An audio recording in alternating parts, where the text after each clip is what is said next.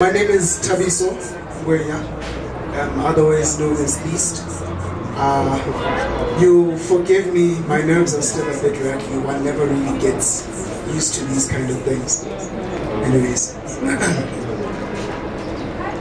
you don't understand poetry.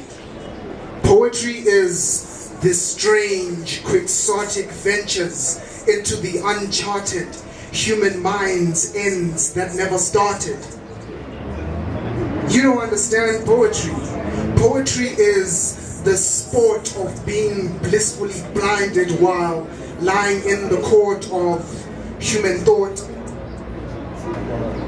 You still don't understand poetry. The art of being able to criticize critics critically, even in times of crisis. The art of being able to paint destiny on the destitute canvas of destination. You still don't understand poetry. The intimacy between one and his pencil bringing all sorts of calamity to a standstill. You still don't understand poetry. And while nouns, verbs, and adjectives are all the teachers taught us, your appreciation of the magic of words is still at the pace of an injured tortoise. Now, do you understand poetry? No? Okay. Let's try this again. Poetry is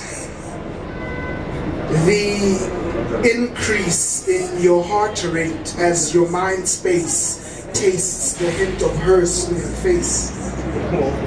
Yeah, I think you understand that poetry. Cupid's kiss at his arrow tips hits now.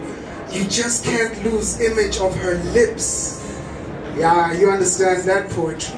The increase in the tremble in your knees because you see that you need her. Your love for her runs deep and her presence determines whether or not you breathe. You understand that poetry.